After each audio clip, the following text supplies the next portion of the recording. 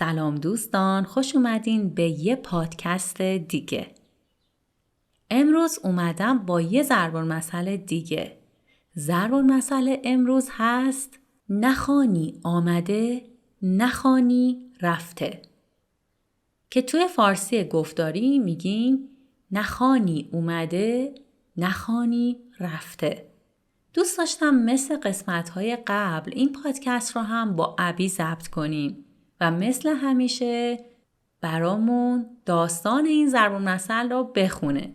اما متاسفانه این روزا خیلی سرش شلوغه و من هم دیگه بیشتر از این نمیتونستم ضبط پادکست و ضرب‌المثل ها رو به تعویق بندازم. به تعویق بندازم یعنی عقب بندازم، یعنی دیرتر از این انجام بدم. خب همونطور که گفتم ضرب‌المثل امروز هست نخوانی اومده، نخوانی رفته. معنی این ضرب‌المثل چیه و کجا ازش استفاده می‌کنیم؟ این ضرب‌المثل رو زمانی استفاده می‌کنیم که کسی قبلاً تعهدی داده یا قولی داده اما بعداً پشیمون شده و دیگه نمی‌خواسته به قولش عمل کنه. یعنی اون حرفی که زده بود رو انجام بده. حالا بریم با هم دیگه داستانی که پشت این ضرب‌المثل هست و این ضرب‌المثل از اونجا شکل گرفته رو بخونیم. نخوانی آمده، نخوانی رفته. یکی بود، یکی نبود. مردی بود که خیلی دلش میخواست مثل اعیان و اشراف و خانها زندگی کند. یعنی مثل افراد خیلی پولدار، مثل شاهزاده ها. اعیان و اشراف آدم‌هایی میگن که خیلی پول دارن و از طبقه اجتماعی بسیار بالایی برخوردار هستن. اما نه پول زیادی داشت، نه گاو و گوسفند و نوکر و کلفتی. آن مرد با صرفه‌جویی زیاد زندگی میکرد تا شاید پولی پس‌انداز کند. اما همیشه 8ش گرو 9ش بود. کسی که 8ش گرو 9شه یعنی فقیر و بیچاره است. یعنی پولی نداره. همیشه مقروضه، به دیگران بدهکاره. یک روز این مرد روستایی به شهر رفته بود تا چیزی بفروشد. جنسهایش را فروخت. میخواست به روستای خودش برگردد که چشمش به دکان میوه فروشی افتاد. دکان همون مغازه هست. خربزه‌ای چشمش را گرفت و با خودش گفت کاش پول زیادی داشتم و یک خربزه می خریدم. اما همین که نهار مختصری بخورم که از گرسنگی نمیرم کافی است. نباید ولخرجی کنم. ولخرجی کردن یعنی پول رو بیهوده خرج کردن برای چیزهایی که نیاز ندارید پولتون رو خرج کنید میگن ولخرجی کردن. مرد روستایی چند قدمی از جلوی دکان میوه فروشی دور شد. اما میل به خوردن خربزه نگذاشت جلوتر برود. با خودش گفت چطور است به جای نهار یک خربزه بخرم و بخورم. با خوردن خربزه سیر می شدم و دیگر نیازی به خرید نهار ندارم. با این فکر برگشت و خربزه خرید و به راه افتاد. از شهر خارج شد. درختی پیدا کرد و زیر سایه آن نشست. چاقویی را از جیبش درآورد و خربزه را قاچ کرد و مشغول خوردن آن شد.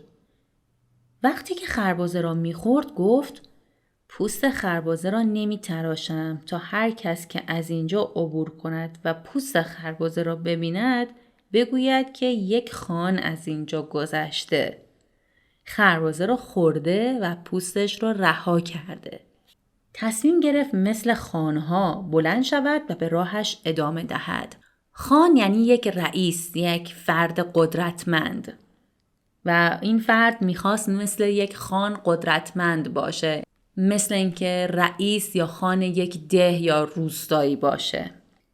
اما هنوز گرسنه بود و میل به خوردن خربزه آزارش میداد.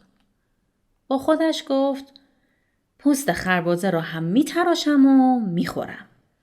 باقی مانده پوست و تخمه هایش را میگذارم همینجا بماند. آن وقت هر کس از اینجا عبور کند میگوید که یک خان از اینجا گذشته. خربزه را خورده و پوستش را به نوکرش داده تا بتراشد و بخورد. اینگونه بهتر است.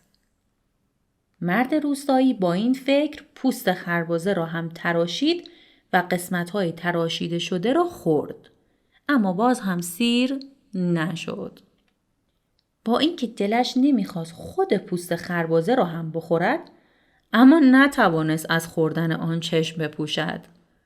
چقدر فقیر بوده که حتی پوست خربزه را هم خورده. پوستی که نه خوشمزه است، نه طعمی داره و اصلا قابل خوردن نیست.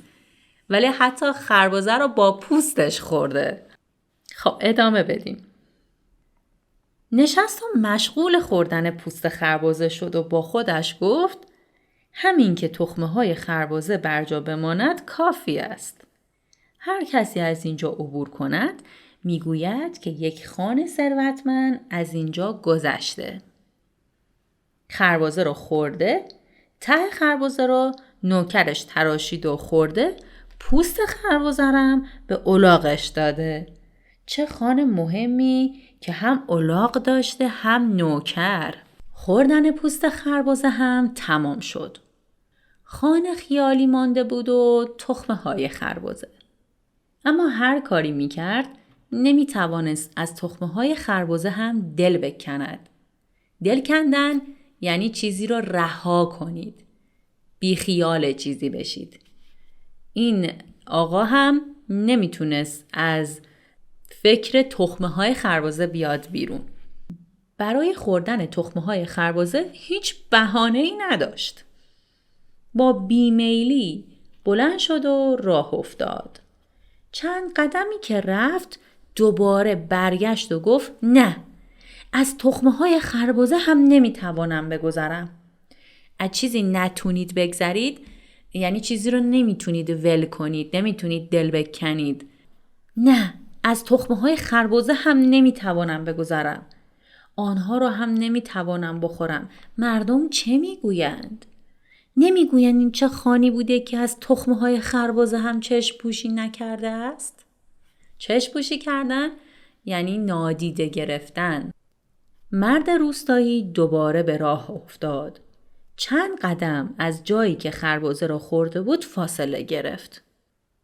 به نظرش گذشتن از تخمه های خربزه کار مهمی بود. بادی به قبقب انداخت و مثل خانها قدم برداشت. در این حال احساس می کرد که پیاده نیست و بر الاغی که پوست خربزه را خورده سوار شده و نوکری که پوست خربزه را تراشیده دهنه الاغش را به دست دارد.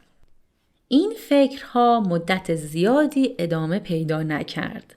یک بار به طرف تخمه های خربزه دوید و با میل زیاد مشغول شکستن آنها و خوردن مغزشان شد.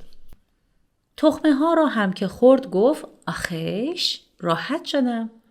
حالا انگار نه خانی آمده نه خانی رفته.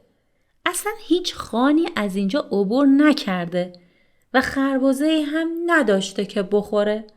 این ضرب المثل را کسی میگوید که قبلا تعهد داده کاری رو انجام بده و بعداً پشیمان شده. من یه نکته رو اینجا اضافه کنم در مورد تخمه‌های خربزه. تخمه‌های خربزه خیلی خوشمزه هستن. شما وقتی یه خربزه میگیرید تخمش رو جدا کنید، بشورید، بذارید توی سبد، بذارید خشک بشه. حالا میتونید بعداً اون رو تفت بدید، یه بو هم بدید. اصطلاحاً روی گرما اون رو کمی تفت میدین که بهش میگیم بو دادن. میتونید کمی هم اونو با نمک بو بدین و بعداً مثل تخمه آفتابگردون، تخمه کدو، دقیقاً مثل همه تخمه‌های دیگه میتونید اون رو بشکنید و بخورید.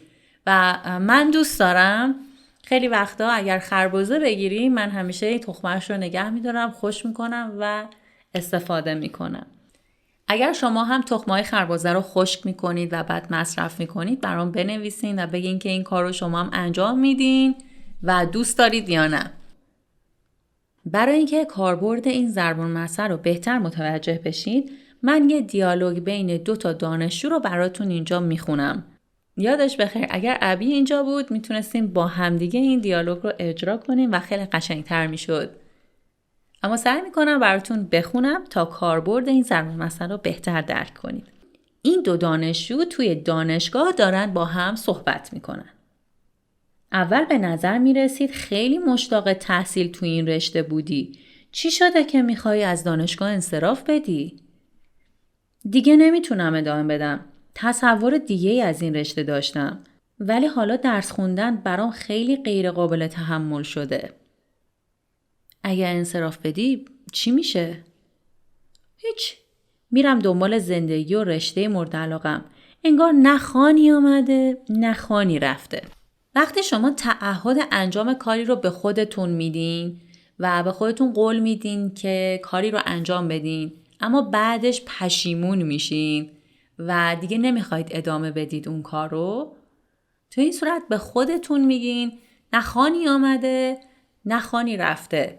یعنی مهم نیست، انگار که اتفاقی نیفتاده، چیزی عوض نشده. خب من یه حرفی زدم، یه کاری قرار بود انجام بدم، الان منصرف شدم، نمیخوام انجام بدم و هیچ چیزی تغییر نمیکنه. همه چیز مثل گذشته است. نه خانی آمده نه خانی رفته. خب دوستان، امیدوارم که از این داستان و ضرب‌المثل هم لذت برده باشین. اگر سوالی دارین یا ضرب‌المثل دیگه‌ای هست که دوست دارین براتون بخونم و معنیش رو بگم، حتما توی کامنت ها برام بنویسین. همینطور برای حمایت از کانال Learn Persian or Farsi with Asal اونو سابسکرایب کنید و برای حمایت بیشتر میتونید به پتریون من سر بزنید. متن این ضرب‌المثل و فایل MP3 اونها رو هم میتونید توی پتریون من پیدا کنید. بوس به کله هاتون. اسم من عسله. مرسی که به پادکستم گوش دادین. دوستتون دارم. خداحافظ.